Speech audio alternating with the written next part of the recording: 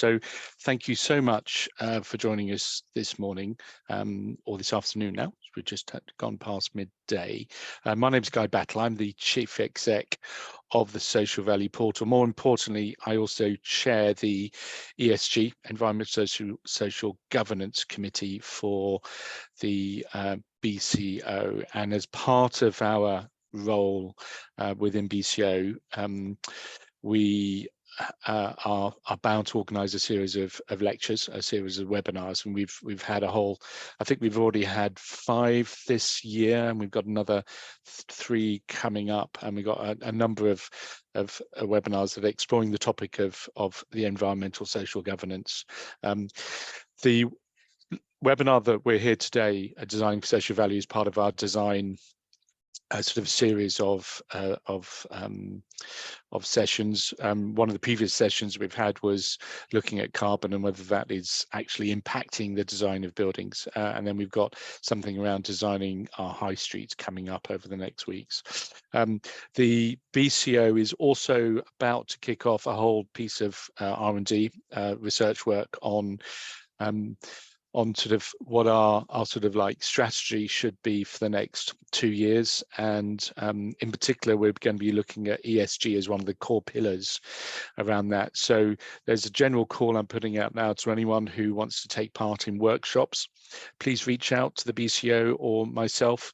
We're going to be organising a series of workshops asking people about the future of ESG and the BCO and what we should be doing. So it'd be great to hear from you. Next slide, please, Phoebe. So just before I sort of go on, let me just introduce our esteemed and illustrious panel. Today we have, very fortunately, I've managed to drag 2 people from my own team here from their busy schedules. That's Tessa Alcorn and also Phoebe Dennis.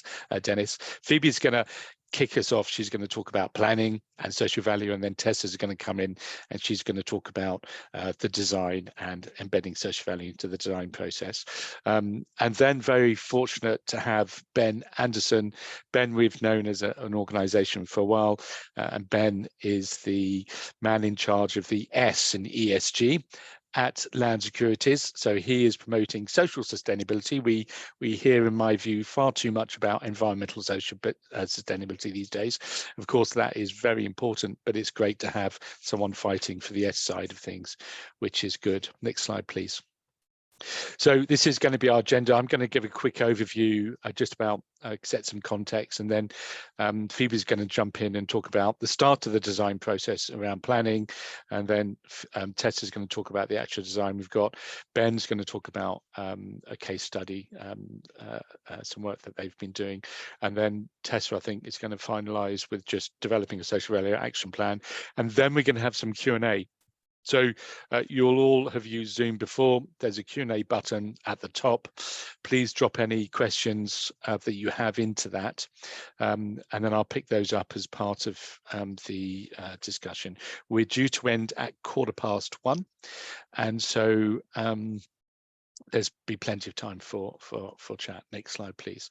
But I wanted to start off with just setting some context. So what's really interesting about social value, and just to help everyone understand, for those who might be new to the term, social value kind of equals sustainability in many ways. It's defined by something called the Social Value Act that was published by government in 2012. And social value in that act is defined as the social, economic and environmental well-being of our communities. So it is a tripled bottom line issue.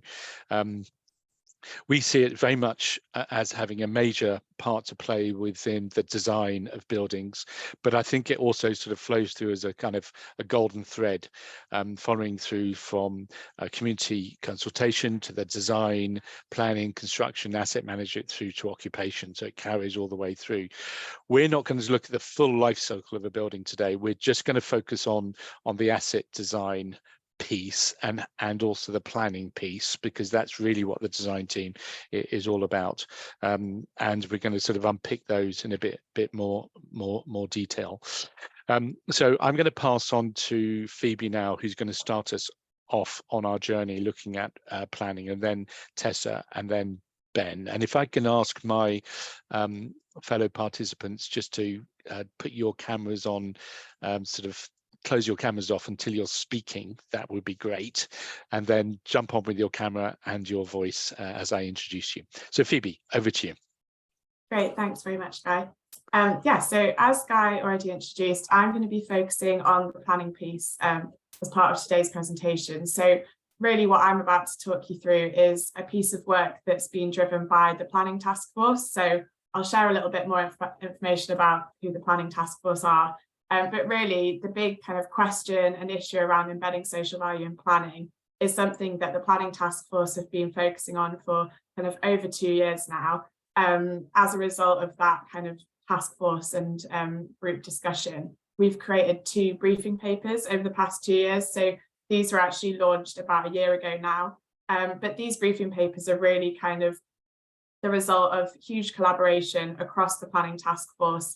So over 30 organisations, all involved in planning, development, and also design, that come together as part of this task force. And really, when we all came together as a group initially, the simple question, or not so simple question, but kind of core question was, how do we embed social value in the planning process in a way that's actually going to work for kind of all stakeholders involved? So it's going to work for local planning authorities, also work for planning applicants, so developers that are submitting planning applications, but really crucially, so that more social value is delivered through new development for the communities in which those developments are situated. So quite a big question, and we answered it in a few different ways. So crucially, these 2 briefing papers, and the reason why they're 2 is because one applies to the English planning policy context, the other applies to the Welsh planning policy context. So they're the 2 kind of policy areas that we've looked at so far. I'm sure kind of the group will explore wider in the future. But essentially, we looked at how all parties involved in the planning process in England and Wales can actually work together to support levelling up, help communities recover and deliver better places to live and work, and also rebuild trust in the planning process. There's several studies that show that actually trust in the planning system is really lacking, and that's both between planning authorities and planning applicants, but also between local communities and the other stakeholders involved in the planning process. And a lot of local community members aren't really feeling that the planning process is always working in their best interest. So we think that embedding social value in that process is a really key element of kind of solving that issue. So with that being said, these 2 documents essentially cover a few different guidance pieces. So firstly, guidance for local planning authorities. There are several steps that planning authorities actually have available to them to make tweaks to their planning policy and actually embed social value as a requirement for the planning process. So I'll touch on that in a little bit more detail later on. We also include guidance for developers on how they can use planning policy and the guidance provided by councils to actually respond to social value requirements really effectively, how they can build a social value strategy and how they can submit that as part of their planning application. And then also these documents have lots and lots of examples of case studies of good practice. So before we launched these briefing papers, there was already, fantastic work being done throughout the planning process by lots and lots of different local authorities or developers. So we've got lots of case studies in there recognising that actually great work is already being done, over and above policy requirement in terms of embedding social value really early on in the development life cycle. So these are the organisations that are currently really active on the Planning Task Force. So just to tell you a little bit more about what the group's actually doing at the moment, before I dive into kind of the findings of those briefing papers. So as I said, those papers were launched about a year ago. Since then, we've seen, even more progress in the space in terms of several local authorities taking steps to embed social value in their planning policy. We've also seen an unprecedented amount of developers submitting social value statements as part of their planning application. So really setting out a big intention to deliver social value across the life cycle of their developments, which has been fantastic. But actually, with the launch of the briefing paper and with kind of more focus on this space, we've identified, more areas where we need to provide further guidance and where we need to kind of unpick some challenging issues a little bit further. So the Planning Task Force is still very much hard at work. We meet every quarter, but we also have working groups that are focusing on specific issues that we feel we need to kind of untangle a little bit more. So one of those being the issue around actually contractualizing social value through the planning process. So thinking about Section 106, planning obligations, planning conditions, and how all of those planning mechanisms can actually be used to ensure that social value being committed to in a planning application will then actually be delivered ultimately for communities through the development life cycle. So we're working on some guidance at the moment. So I guess kind of watch this space in terms of that being launched. Hopefully we'll have more to share on that soon. But essentially, yeah, these are the organisations that are involved right now. If anyone's interested, then definitely get in touch with me to find out more. But circling back to kind of the key finding from those briefing papers, and this really relates to how to embed social value in planning policy, so from a local planning authority perspective. And our key finding was that actually the best way to embed social value in the planning process is through embedding a requirement for social value in the local plan. So that's a really robust kind of statement from a local planning authority to say, you know, this is something that we're requiring as part of a planning application. However, we know that local plan timelines can be really, really lengthy, and actually not every local authority is in a good position time-wise to actually make that change to their local plan and have that adopted in the near future. So we wanted to also think of kind of an intermediate solution so that for those local authorities that can't embed social value in their local plan right now, it doesn't mean that they can't actually require social value at all. So we were able to identify an alternative route through the prevailing legislation that's already provided at a national level with the National Planning Policy Framework, and at a local level with things like social value policies, supplementary planning documents, and lots of other things that the local planning authority do have control over, and the timelines are that little bit shorter. So good news that any local planning authority, kind of wherever they're up to in the local plan timeline, they do have an option to actually start to embed social value in planning right away, which is great. So these are our kind of key recommendations for public sector, so planning authorities. As I said, there are several mechanisms that they can undertake to embed social value. The first being the local plan, but actually there are several other mechanisms. So they could develop a social value policy that not only relates to procurement, but also starts to look at the planning elements as well and bring a requirement in through that mechanism. There's also a loophole that's present with the environmental impact assessment regime. So not all developments, but as I'm sure a lot of you will know, lots of developments do require an environmental impact assessment. And so where that is the case, a local planning authority can actually scope in social value as part of that extended reporting regime, so that they're requiring that social value is embedded from the outset of that scheme.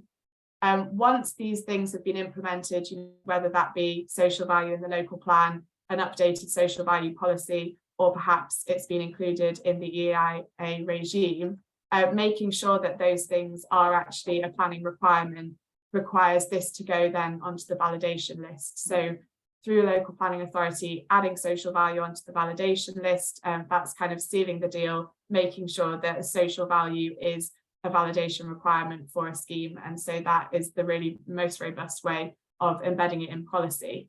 And then the final step is thinking about, once that requirement's embedded in policy, once that social value strategy or social value statement has been submitted by a developer, how do we make sure that the commitments being made at the planning stage are going to be realised for local communities across all phases of the development life cycle? And that's really that contractualisation piece, which, as I said, we've got a working group who are kind of developing further guidance on that at the moment to really provide clarity on how best that can be done, and also identify some good practice case studies where lots of councils are already doing this. So on the flip side, we've also provided recommendations for the private sector. So essentially, there's no point embedding social value in planning policy if the private sector aren't actually enabled to deliver social value strategies effectively and understand how to respond to these new requirements coming through. So these are a few of our key recommendations for developers that might be responding to a requirement in planning policy, or might actually just want to go over and above planning policy requirement and choose to submit a social value strategy as part of their development anyway. So the first step is always understanding the local needs and priorities. There's no point kind of developing a social value strategy if it doesn't recognise actually what that local community needs, because obviously not every community will benefit from the same types of interventions. So that's always a really important first step, which I think Tess is going to touch on a little bit later as well.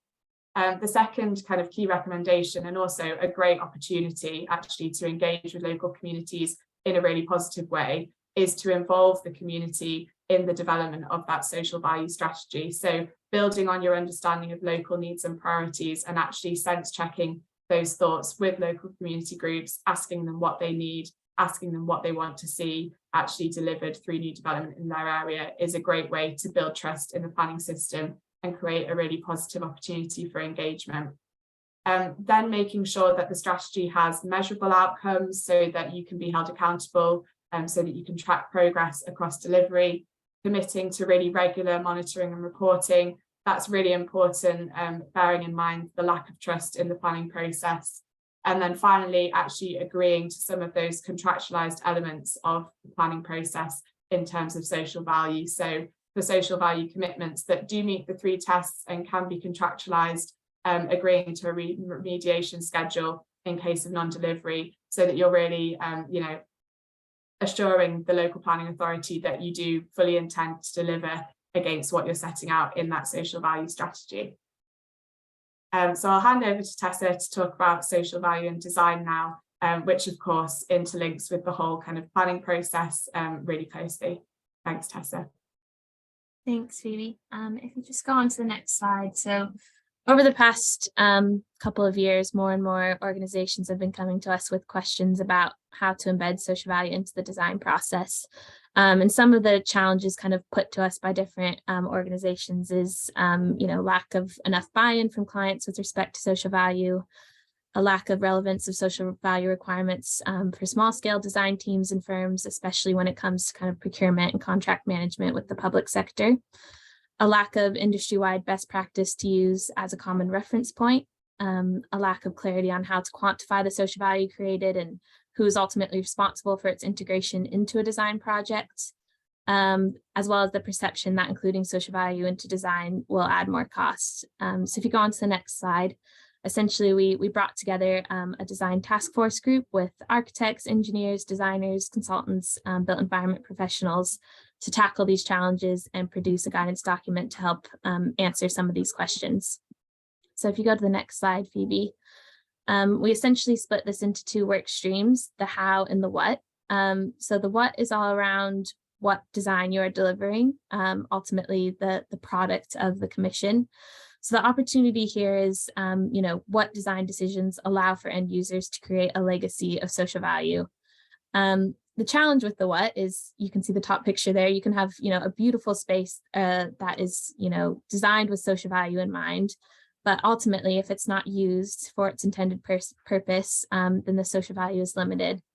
And on the other hand, there's spaces that maybe haven't been designed with social value in mind, or kind of aren't the most beautiful spaces or aren't the best spaces, but they do generate meaningful social value for communities still. So basically, we need to bring the what into the how to make sure that spaces are designed to create social value. And so that social value can be delivered throughout the project lifecycle. So that brings us on to the how, which is the manner in which you're delivering your commission. And the opportunity here is, how can you create additional value through work practices? And it starts with project teams before a project even goes to planning, in the way that they approach projects and work with the community. So next slide, please. A few more examples of the what and the how. So the what is all about what is specified through your contract. So for example, using local labor, and upskilling local workforce, if that's part of your commission. Also through what it's designed, so making the most of community spaces, for example, or designing external space so that can actually be used for community activity. The how is all about how you deliver your commission. So for example, how you engage with the local community. So if you're doing a policy review to understand the needs of the area, and it reveals that there's a need to support work craftsmen or creative people, you might come up with an intervention during meanwhile use to create free workspace for local craftsmen. or how the team engages with, local schools throughout the process, offering mentoring and training experience or curriculum support, for example. So if you go to the next slide, Phoebe, the guidance document provides 2 deliverables to bring both the how and the what to life. So to outline our recommended approach to the how, we created a social value plan of work, which outlines the various deliverables at each stage of the REBA life cycle, so that it can support the delivery of social value. So if you just click through, Phoebe, for example, at preparation and brief stage, we recommend doing a needs analysis to establish an initial understanding of needs of the area. At stage 4, technical design, we might look to encourage community engagement or co-designing with local people. Following this, at stage 5, we would recommend a social value action plan with targets so that the scheme is built in a way that's in line with the social value delivery that was kind of designed from the outset. So if you go to the next slide, Phoebe, the guidance document provides a load of case studies throughout as to what deliverables could look like. And something that we do at the beginning of all of our projects and recommend everyone do to enable the how is conducting a local needs analysis. So this includes policy review, deprivation analysis, and community partners, looking at community partners. This also helps us to prioritize, what types of organizations to engage with and what questions we should be asking when we go out for consultation. Next slide, Phoebe. So to support the what, we developed a design for social value checklist, and the checklist is laid out to create a common reference point for design teams in order to make design decisions that can establish a legacy of social value. So we wanted the checklist to outline our kind of why bother, why this is important for building a legacy of social value, as well as a database of useful links that organizations can use. So if you go to the next slide, the checklist covers themes of triple bottom line themes of social values of social, economic, and environmental, as well as a checklist for needs-based design. So if you click through, Phoebe, for example, in terms of needs-based design, we would encourage design teams to include cultural heritage or local art into the design of a project and provide resources for good practice in that area. In the social theme, for example, we talk about external space, internal space, flexibility. So a point on the checklist, would be designing public realm or interior ground floor uses so that they're actually an extension of existing surroundings and local activities. And I guess we should note that, this list isn't exhaustive. And from our perspective, this is kind of only the beginning, but we think through the guidance document, we've been able to address the issues around having that common reference point and industry standard to refer to, which was missing before. And we're really excited to see, this is being taught to the next generation of designers through curriculum at University of Salford, for example.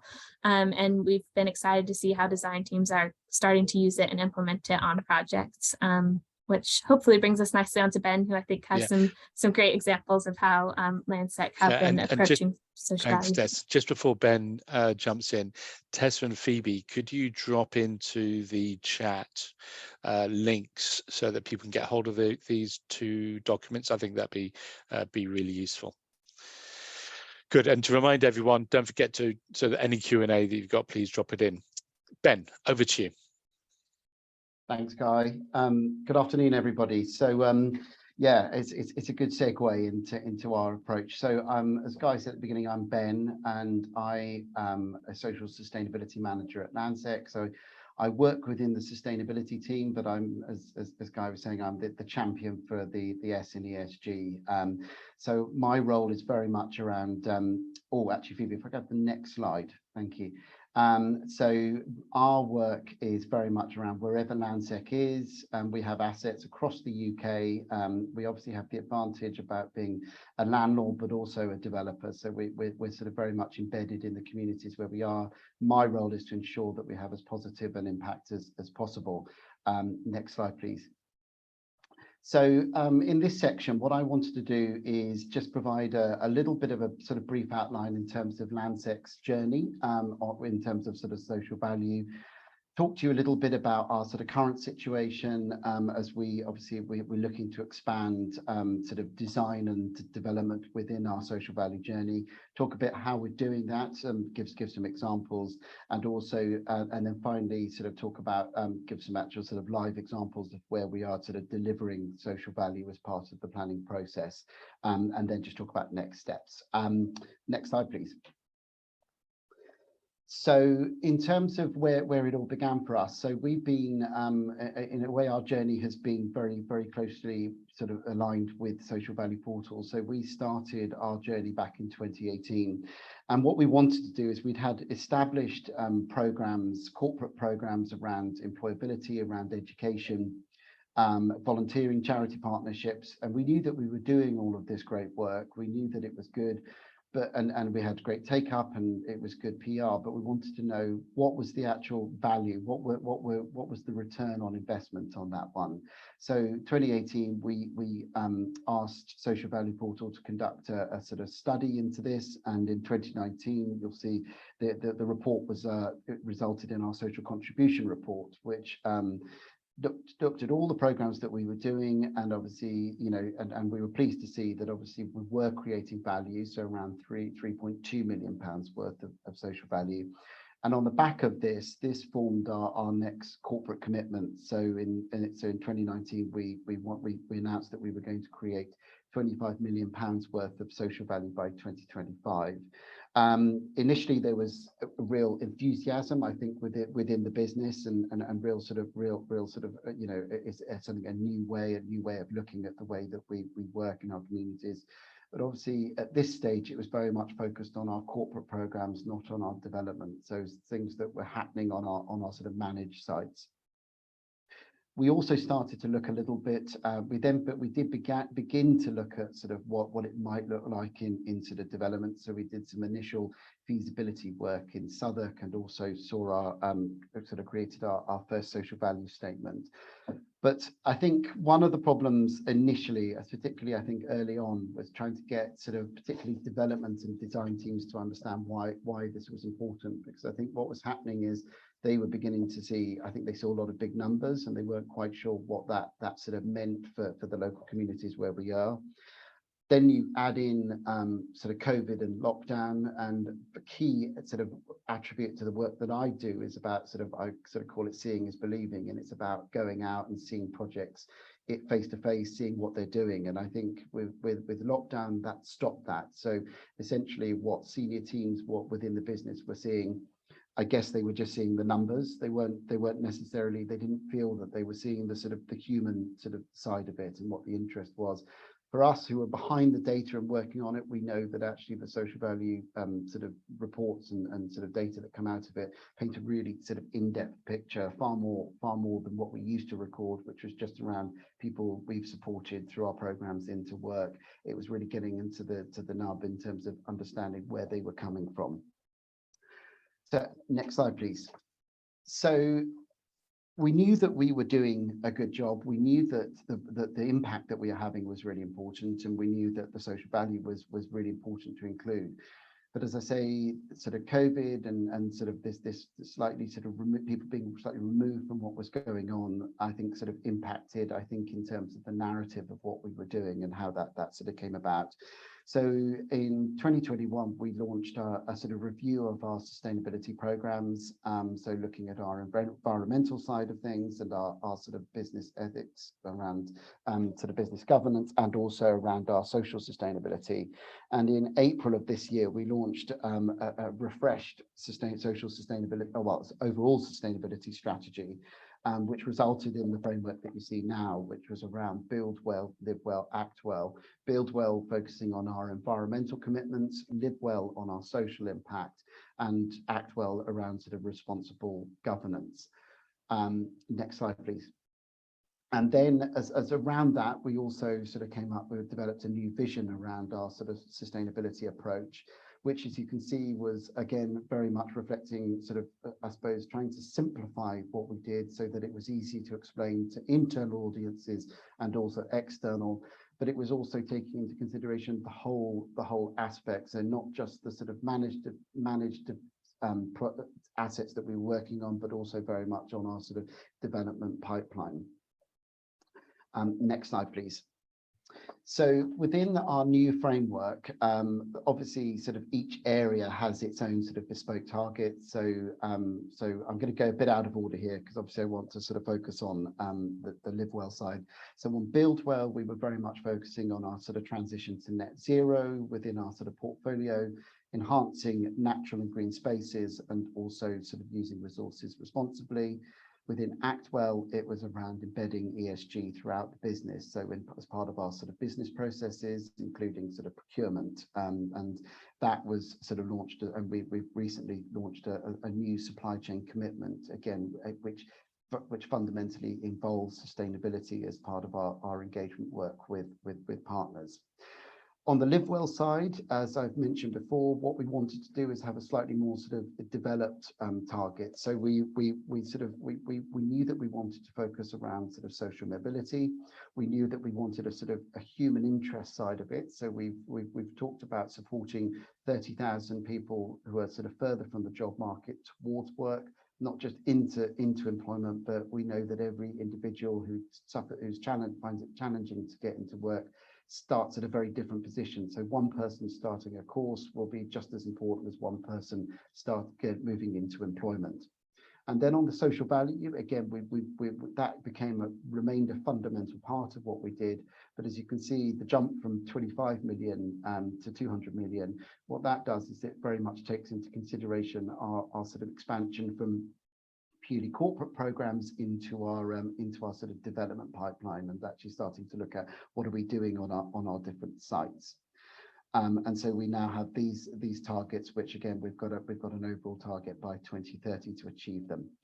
Next slide, please. So, as I said, one of the key elements within the sort of our live well aspect of the sort of the build well, live well framework and our sustainability sort of commitment is around this creation of £200 million worth of social value by 2030 across all of our business, but most importantly, moving into our sort of development and sort of pipeline. And obviously, in order to do this, that we need to embed our social impact work and social value within our sort of development pipeline. Up until now, it had been slightly uneven. I mean, I've been at Lancet for sort of coming up to 6.5 years now, and it was very much down to the individual teams that you would be working with. So some teams would be very tuned in. They would bring myself, I would come on to a project very early, and we would be able to sort of, formulate and sort of look at all areas of social impact. Whereas others, it would be very much, you would be right at the stage where you were looking at a Section 106 agreement. And so you were more limited in terms of what you could do. And obviously that meant that there was sort of almost zero sort of impact on the sort of planning process. So what we did over the process earlier this year is we started to work on what we call a sustainable development toolkit, and that took all of our sort of three strands of our sustainability programs, our environmental, our social, and our governance, and basically brought it and aligned it with our sort of development pipeline. So the idea is that it follows our design stages, it provides design teams, and it provides project teams with a sort of guide in terms of a go-to guide in terms of common best practice that sort of Lancet aspires to. Slightly different in terms of the way that's done. So on our sort of environmental build well side of things, we have a number of sort of set targets which are already sort of in place. Whereas, as we know from a sort of social impact side, it entirely depends on where you are in the community that you're engaging with. So as you can see, this is just an example from one of the pages from the toolkit, but it takes design teams through the process, right through from feasibility through to building occupation. It provides a guide, and as a result of that guide, the targets essentially come from that. So out of that, so particularly around elements of as sort of Tessa was talking, the development of a local needs analysis, but also ultimately a social value statement or strategy, which again provides some really sort of quite sort of challenging targets that we can sort of adhere to. And out of that, we're able to, so I guess, sort of embed social value within sort of various aspects of the project team. So you're looking at sort of measuring the actual social value that they're creating from their sort of actions and sort of work, the creation of meanwhile use, but also the sort of the role of sort of a consultation with local people and sort of sort of the way that we engage with communities can be sort of really targeted. And then the other area, which again is around sort of embedding social value within the tenders. So when we go out, we want to work with partners, we want to make sure that they are sort of signed up to our sort of commitments. So, and in terms of our sort of the program, so this launched in July, and again, it's sort of, we've worked very closely with our development and our design teams. So the idea is that it shouldn't act as a sort of surprise to everybody. That the good thing about it is that when we first sort of broached this idea in terms of implementing it, it was the overwhelming feedback from our sort of internal teams, and sort of was that it was a sort of a no-brainer. Is that essentially it just consolidates all that we do, and it just sort of makes everything sort of clearer and sort of more accessible for all teams, whether you've been in the business for 15, 20 years or whether you're just joining. You can obviously, I can share the link after this, but we've got the whole document is available on the Lancet website. So next slide, please. So one of the things I wanted to do is, obviously we have the toolkit, but what I wanted to do is just show how, I guess, as a team, and it's really important that this is only over the last sort of year to 18 months in terms of where we've really taken that concept of social value and the importance of it, and sort of trying to drive it around our current sort of developments and where we're in sort of various phases of sort of feasibility or consultation or sort of pre-planning and the sort of planning process. So I just wanted to do a little sort of whistle-stop tour of some of the sites that we're working at. So first one is Lewisham. So this is obviously sort of southeast London. It's a potentially a huge development that we are working on, and obviously Social Value Portal have been supporting us from the start on the sort of the social value aspects of it. But what we've been looking at right from the beginning is ways in which, you know, we haven't got sort of shovels in the ground. We're very much in that sort of pre-planning phase, but what social value can we create already? So meanwhile space has been a sort of fundamental to this. So we've now at the centre, which is now sort of home to about sort of 8 community partners, of which we're providing various aspects of support. So it might range from literally just providing space to providing volunteering support to actually providing sort of additional grant funding. And I just wanted to highlight a couple of examples where we've sort of developed that work. So the Migration Museum is a nationally sort of recognised sort of leading museum. It's the only museum in the country which focuses specifically around the importance of migration and sort of immigration within the UK. And we started on a journey where we started just providing them with a space. It was in an old H&M site, so a huge unit, but it provided the perfect space for them to sort of to locate their museum, which was previously in Lambeth. And it developed the work that we do. So we're now supporting a sort of local engagement initiative, which is a sort of competition as part of their sort of Taking Care of Business exhibition and as part of the Lewisham Borough of Culture. So we're sponsoring a schools competition, but we're also providing support in the areas around sort of volunteering and mentoring as well from the project teams. Circle Collective is a long-standing Lancet partner. They're a social enterprise and charity. They provide they host a sort of streetwear sort of fashion store, but also the charity provides employability support for young people further from the job market, supporting them into sort of employment. Again, we've provided them with space. We've also supported them around in their support for their employability work. But interestingly, around the consultation, we actually hosted an engagement program with about 20 of their young people that they're working with, 20 residents in Lewisham, where we had that chance to actually understand what was important to them about living in and also working in Lewisham, what was important, what was and also what were their feelings and what were their thoughts about our plans for the redevelopment of the shopping centre. And again, it's one of those things where it's a fundamental part of our consultation, but also you're creating social value as you go along by sort of engaging, and also I should add, you're paying young people for their time on that one. Next slide, please. So this is a sort of jump up to Glasgow. This is our Buchanan Galleries programme. Again, a little bit sort of early, in an earlier stage at the moment. So we're sort of very much in our sort of consultation sort of phase. And one of the things, obviously, we talk about the local needs analysis that is produced. It provides us where we're not necessarily sort of we've had limited impact in a sort of a local area where we've just worked on a few things.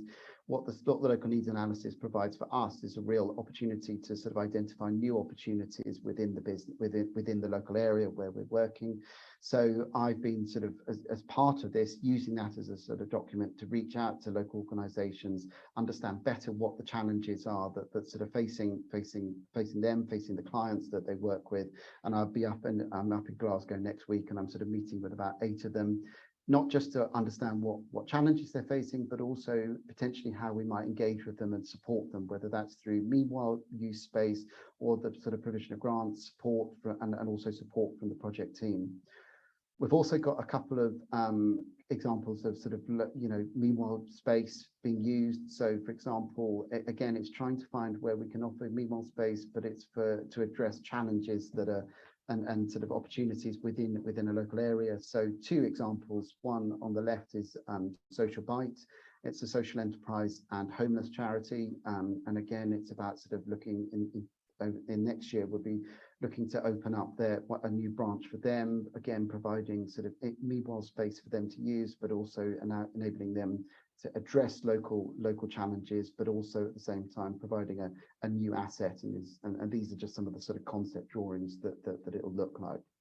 And then the other one is a real sort of Glasgow, sort of it's at the heart of the community in Glasgow, so the Glasgow Children's Hospital charity. And through our intervention and support, we've facilitated an opening of their first city centre hub.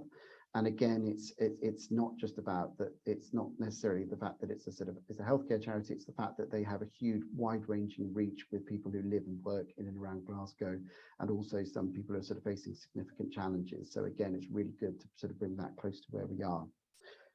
Next slide, please.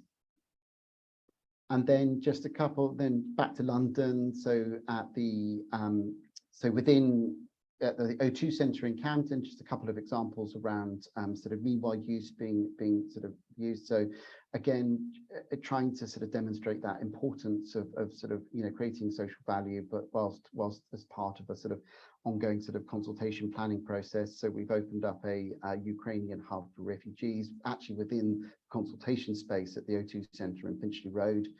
And then also we've had a 10-month programme with a youth engagement charity organisation called 2 to 3 Degrees. And again, where we've been working with paying young people to share their understanding, their views in terms of what is important to them about living in Camden, and most importantly about the future development. It's also looking at, again, allowing them to have an actual say in terms of sort of meanwhile space. So they have sort of taken over aspects of the existing O2 Centre and sort of really had a sort of positive impact on that. Next slide, please. And then the final one is, again, a really sort of early stages example. This is potentially could be just a traditional sort of City of London new office development. But what we wanted to do is a development which is just down the road from Liverpool Street Station. What we wanted to do is again look at how we could sort of think outside the box when it comes to consultation, working with local people. You're working with a real variety, people who work locally, people who live near Spitalfields, Hackney, but also people who are passing by. And so it's the first stage of our sort of consultation process. We took over an empty unit within the development, gave it over to local artists who created a number of engagement activities.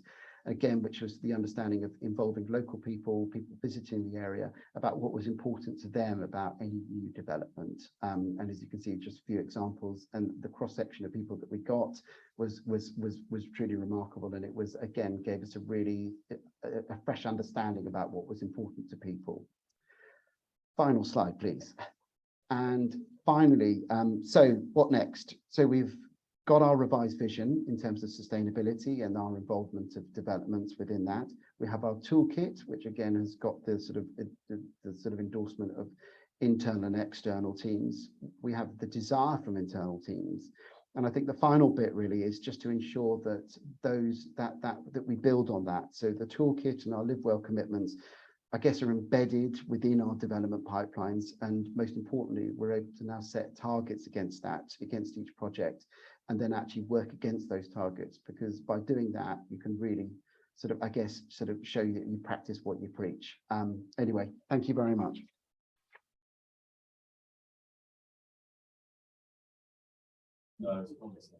Great, thanks, Ben. Yeah, I was able to attend that last consultation event that Ben was talking about, and not only was it one of the most fun consultation events I've ever been to, it was also one of the most insightful. So yeah, that was a great example. But if you just go to the next slide, Phoebe, I think if there's one takeaway from this session, it's the importance of setting those targets and developing a social value action plan. And when we look at doing this, there are essentially 4 key steps. So Ben touched on some of these, but the first thing we always try to do is to understand the needs and priorities of the local area. So whether that's through a needs analysis, through consultation, speaking to local people, to understand what activities and interventions we should be focusing on to bring the most value to the community. The next step is to develop a place-based strategy with a coherent measurement framework and targets, and we use the TOMS National Social Value Measurement Framework to do this as a starting point.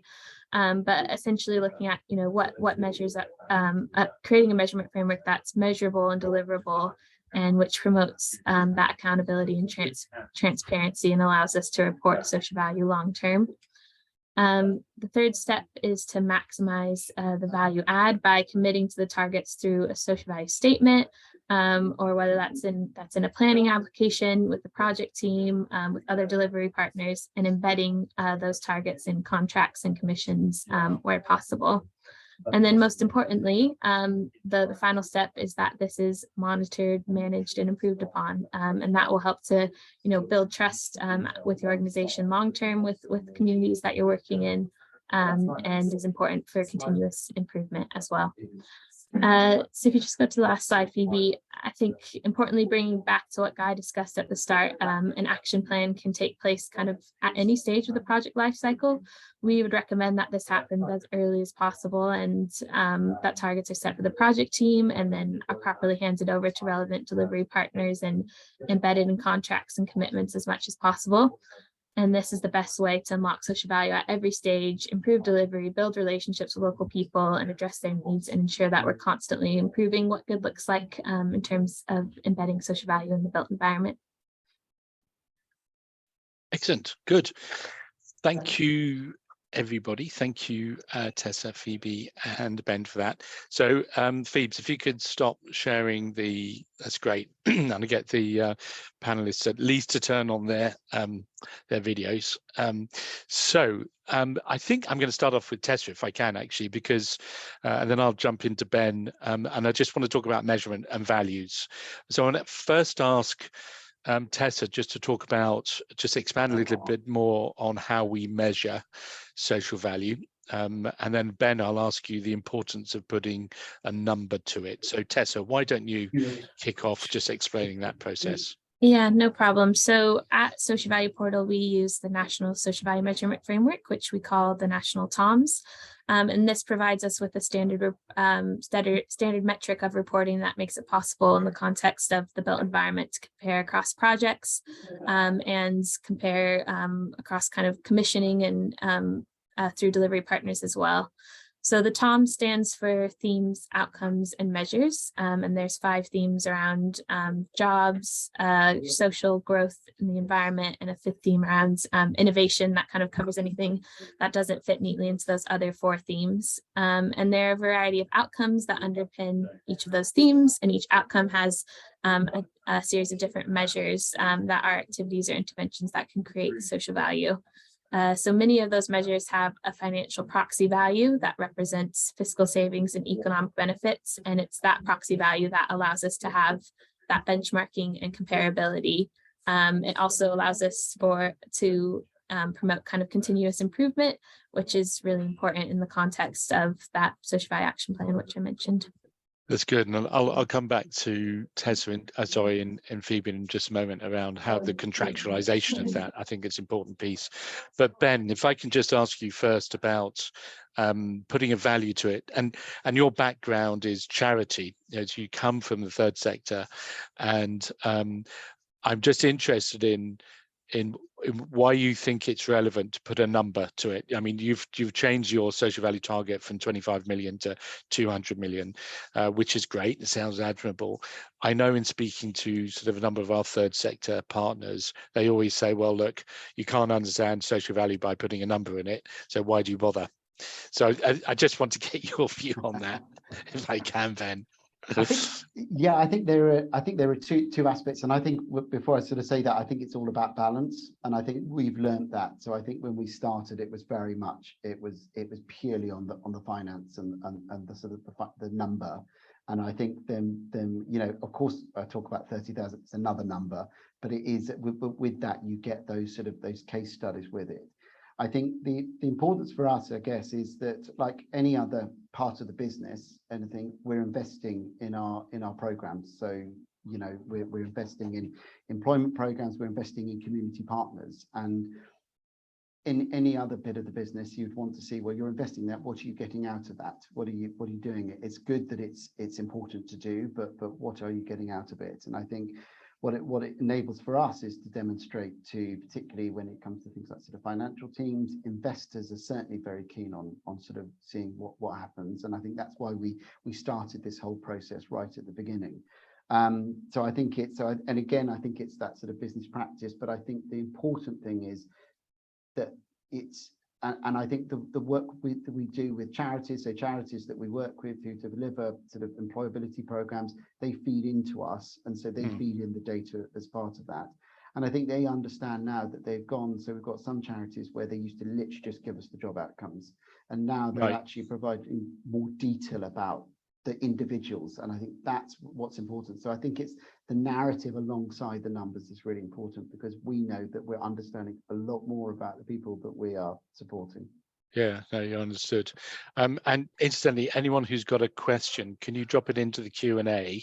That'd be great. I'm just seeing a lot of silence at the moment from our audience, so please do challenge the panel. So I just want to sort of follow on from that, Phoebe, and just, I mean, Ben's kind of beginning to drift into the business case for it. You know, that putting a number on it is useful in terms of scalability, but we also know that the narrative of the story is really important around that. What in your view, Phoebe, the business case for just doing social value, apart from the obvious, which is to facilitate planning? What's your view on that? Why are people doing it? Why do you think people should do it? Yeah, I mean, I think a lot of the examples that Ben has kind of taken us through today are really good evidence of why it's such a positive thing to embed in the development lifecycle. And actually, you know, a lot of the things that I was talking about was, you know, when it becomes a policy requirement, when things are being contractualized, but actually more often than not, none of those things are in place, but it's still a really good thing to do, because essentially it's going to make sure that you're demonstrating the broader benefits of your scheme, not just the fact that you're building something, but the fact that you're engaging with the community, providing place-based opportunities and relevant interventions that are really going to enhance the area. And actually, all of those things are going to support your development to be, you know, a really thriving, successful asset, because there's been that engagement from the outset, you know, whether that's in terms of the design you know, around what it actually looks like and what's actually going to be built, to the what around, you know, well, sorry, that's the what, and then the how around how people are actually going to engage with the space. All of those things to be really thought through at the very start of the development process are ultimately going to mean that in that long-term use phase, you've got a really positive asset that's really engaged with in terms of people using it, the community, and it's really embedded in the place. Okay, and what do you say to developers who sort of push back and say, "Oh, Phoebe, it's just more red tape. It's more hassle. It's more cost." I mean, what do you say to development teams that take that approach? It's another layer of stuff we've got to go through. I mean, it's a really relevant question, and actually, a lot of the planning authorities that we work with through the task force have had questions like that, or are concerned about potentially having questions like that when they take some steps to embed social value in their planning policy and, you know, actually start to contractualize some of those things. But actually, we've had a really good look at it through the task force and thinking about the types of things that developments are well placed to deliver at different stages of the life cycle. When we add social value into that, it's not so much about adding, you know, additional red tape and a lot of onus on the development team to actually deliver loads of extra stuff. It's more around being strategic about the things that you are already going to be delivering. So, you know, a construction phase, for example, will always deliver jobs, training opportunities. It's kind of inherent to what that phase of the life cycle does. But when you add the social value angle, it's really about thinking, you know, who should those job opportunities go to in order to add the greatest value in that community? Or how can we make sure that the right people that really need these training opportunities can access those through the construction phase? So it's really just being more strategic rather than necessarily adding loads of additional cost and burden to the team. Yeah, and Ben, if I could just follow up on that and sort of also bring in the question from Jeff Taylor, and just thinking about the cost and the reason, the rationale for why, if you build on this. So Jeff asks, in addition to measuring the monetary outcome or the social value contribution, has anyone tried to measure the cost of delivery of this contribution or the monetary outcome of the net cost? So there's an assumption in Jeff's question, I think, that it presupposes it costs more. So is this an investment case you have to put, Ben, or is it just kind of, do you just think it's actually the only way to go about it? It's a good question. I think it's, well, like with anything, when you start up, you're investing. And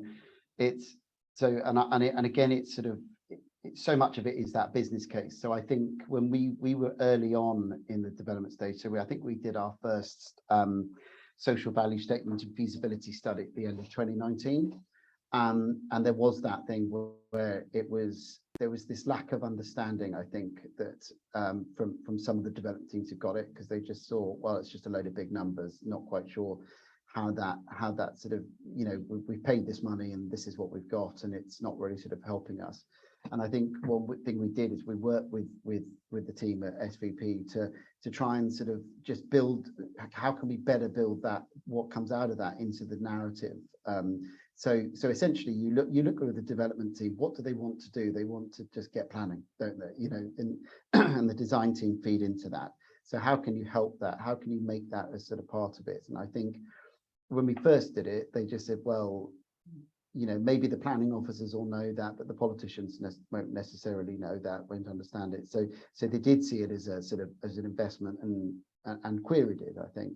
And now you're in this sort of this process where I think certainly interestingly since COVID, and I think sort of over that we had these long discussions about that local authorities, as part of sort of planning, they wanted to build a bit of picture about what was the added value that Landsec was going to bring to a development, bring to a project. And I think interestingly, over the last over the last sort of nearly 3 years, I think that has changed. So I think it's changed in terms of that people actually understand more what social value is, and I think the importance of what it does. I think there's greater demand in terms of sort of trying to show that we're providing added value. Also, as a company, I think it's our Mark Allen, our CEO, has said it isn't just about making profit. It's about actually sort of doing and having that positive impact in the communities. And if you don't do that and you don't demonstrate that, you're going to run into a whole lot of trouble sort of further along. So I think what it's seen maybe initially as being an added area of bureaucracy to now being, I suppose, much more of an enabler. And it contributes to what we do, and it helps actually make what we do and make our argument easier to come across. So yes, there's an investment, and yes, there is an additional cost, but if it makes the whole overall journey easier, and I'm now working with teams, and they're much more open to it.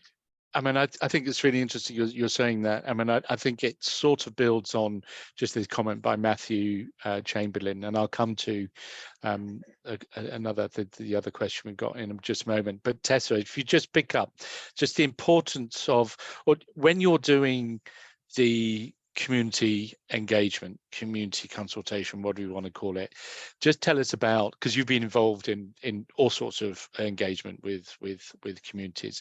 Tell me about how talking about social value changes the type of conversation you have with communities. So rather than having an argument about whether the building is there and what height it should be and it's kind of shifting to how can we as a development team respond to your local needs. Just tell me a bit about that. Well, it's an interesting point that was made in the Q&A, just kind of around how you position social value differently depending on the audience. So as Ben said, the kind of the fiscal side of things is important when you're speaking to investors, the business, but obviously when we're speaking to community members, we're focused on kind of the actual impact for them and how it's creating change in their area or how it's meeting their needs. So, I mean, I think it's kind of important to frame that, we do have these targets that, present X amount of pounds of social value, but underpinning that is a really, really meaningful intervention that's connected to hopefully a local organization and kind of a place-based initiative. So I guess to give an example of this as well, and kind of in the context of design specifically, we're working on a project at the moment where we're trying to design a really collaborative bazaar space at the ground floor of a development. So we've been speaking to local community groups about how we can support them through this space, how they might make best use of it, and really kind of bringing that space to life for them. But in order to make sure that that actually does happen and that the space is used in the way that it's been designed and intended, we're setting targets for the management team that have a fiscal value around, local spend with organizations, local employment, employing people from specific disadvantaged groups from the organizations that we've been speaking to, volunteer time for other occupiers of the building to be working with the bazaar, etc. So I think, both aspects are important to kind of, the targets and the fiscal values are just a way to make sure that those really meaningful interventions happen. Okay, good. That's really interesting. Thank you. Phoebe, I want to ask about planning, and you mentioned in your preamble, so to speak, is the transformation, the shift you've seen within the planning community to adopt social value. I know that we've been working a bit with Southampton, with Salford, various other councils. Can you just tell the audience a bit about just explain a bit more about the shift, the transformation that you're seeing in that community, and why planners are getting more interested in this? Yeah, absolutely. So it's been, over the past kind of year since we launched the briefing paper, but definitely prior to that, there were already some councils that were kind of really ahead of the game in terms of embedding social value in planning, definitely Salford being one. They've kind of been on the process for a while, Islington another that was quite an early kind of adopter of social value in planning, if you like. But there's definitely been a recent shift in the fact that actually when we wrote the briefing paper, the big question was, how can a local planning authority embed a requirement for a social value strategy within their planning policy documents? We've kind of cracked that, and a lot of local authorities are now taking up either ways, whether that be through the local plan or the other mechanisms that I touched on.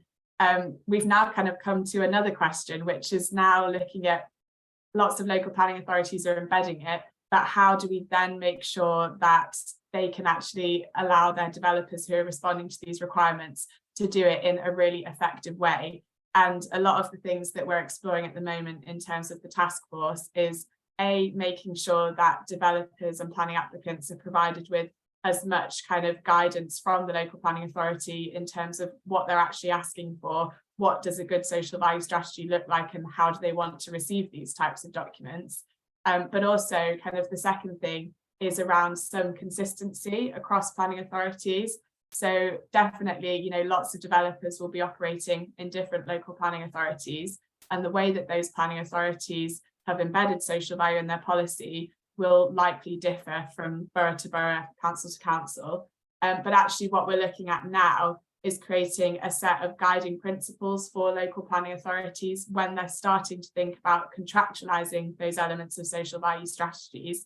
We absolutely know that we can't say this is the one way to do it and all of the planning authorities have to do it this way, because that simply wouldn't work.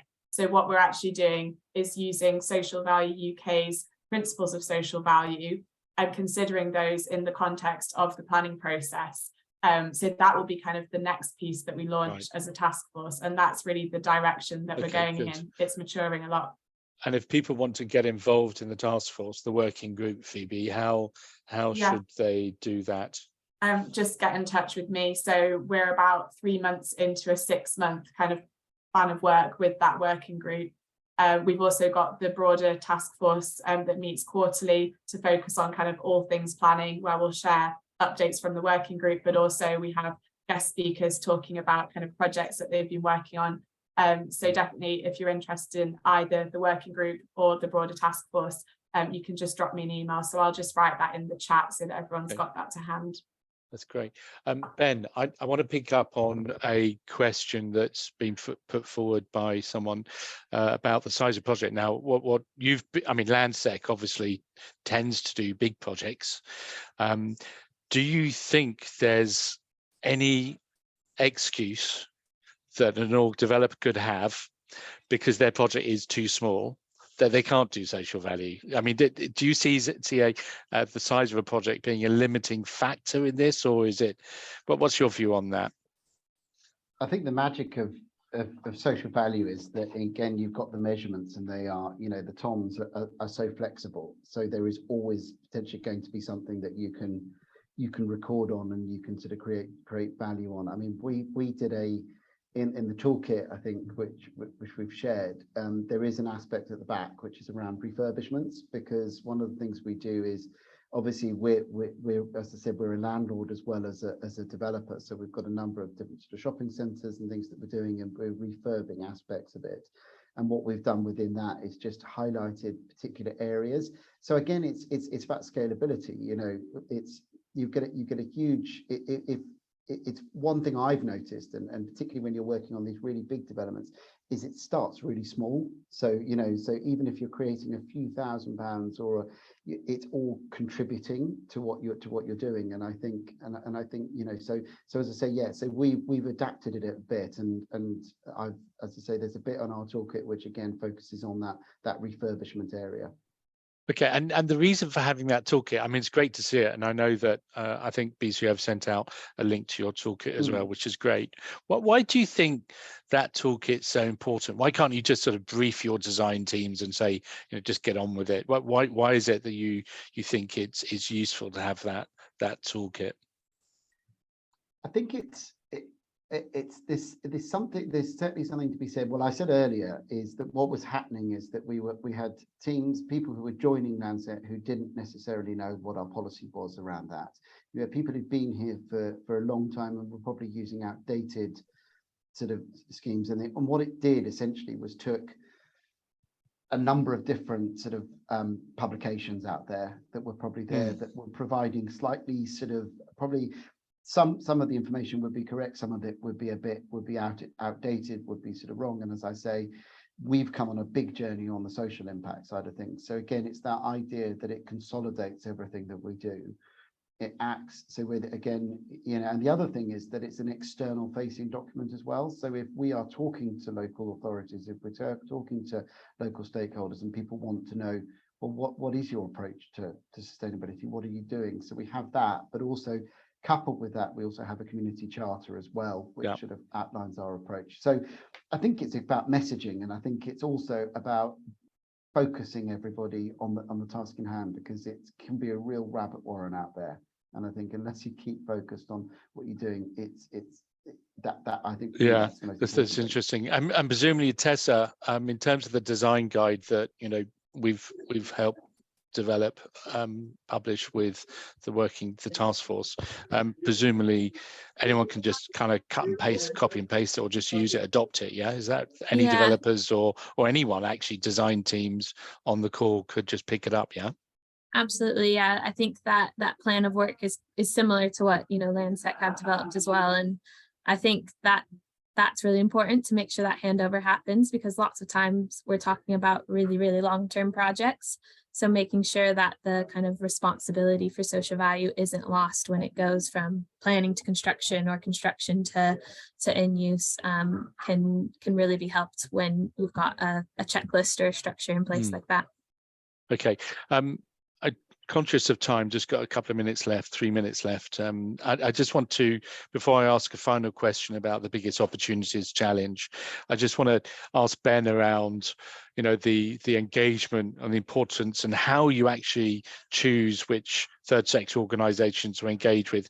You mentioned a big organization. You're trying to actually sort of like codify the manner in which you work with charities at the moment. And I'm just really interested in what Landsec are doing around that. I think for us, I mean, the big thing is that we used to have big national charity partners that we would engage with, and they were good, but the problem is it's a one size fits all, doesn't work in that respect. And so you'd get teams in Leeds where it wasn't fitting with what they wanted, but yet in London it might work perfectly. So I think what we've done is we've done a real focus on sort of identifying sort of local expertise. So instead of having one, you have a network of local organizations. And I think for us, that's been really important. So, I mean, the case point I gave with like Circle in Lewisham, what's been so good about that is that the team there are from Lewisham, the young people that they're working with are from Lewisham, and they also, and some of them are now working there as well. And gosh, what better insight do you get in terms of sort of most important things that are facing it? And I think it's also and then we've also most recently we're in the process of launching a new initiative around our social program, so called Realising Potential, which is around sort of 4 key areas around internships, bursaries for young people, but also charity partnerships. And the idea is trying to increase the geographical spread of that, because it's been a bit of a as and when as people are approaching. What this is doing is it's actually more of a sort of proactive thing. This is what we want to do around social mobility. How can you address it, and how can you address local needs? So it's that network, I think, is important. Good. That's great. Okay, no, fantastic, really interesting. And I think it's this sort of interesting challenge around national relationships down to local delivery is something that I think big charity partners are going to have to get their head around, because they're so used to having that big relationship. So just the last minute, actually, is all we've got. You've each got 20 seconds, I'm afraid. Sorry about that. Just the biggest opportunity that lies ahead, or biggest challenge. I'll start off with Phoebe, then Tessa, and then Ben. Thanks, Guy. I'll do very quickly. I think, in terms of the public sector, great opportunity if an organisation hasn't already to embed social value in the planning policy, whichever route that might be. And in the private sector, essentially, whether you're responding to a planning process that does or doesn't have social value already embedded, there's no reason why you can't choose to embed it yourself through the design process and through the whole life cycle of the asset. Thanks, Phoebes. Tessa. I think I'm sounding like a broken record, but making sure that handover properly happens, that you've got a social value action place, that responsibility is passed from the design team to the delivery partners long term. No, you're allowed to keep bashing people over the head to get it right. That's fair enough. Ben. I think I've talked about the challenges, but I think, but for me, I think the opportunity is about that key thing is enabling us to practice what we preach.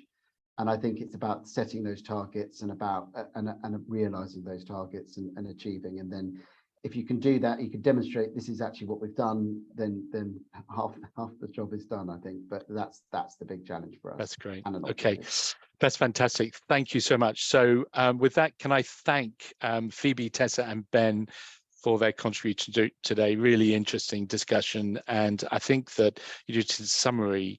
I mean, there's lots and lots of guidance out there. We've put lots of links into the guidance, you know, from Ben, from our team, and there's kind of no excuse. And whether your planning authority is doing it, asking for it or not, I kind of just think you ought to get on with it, because, you know, this is about supporting our communities, and if a building does anything, it is about supporting our communities. I mean, that's the whole point about development in the built environment, and I guess why many of us are in this particular industry. So look, with that, thank you very much, everybody. Thanks for attending the call, and we'll send the links round, and have a good rest of Thursday. Goodbye.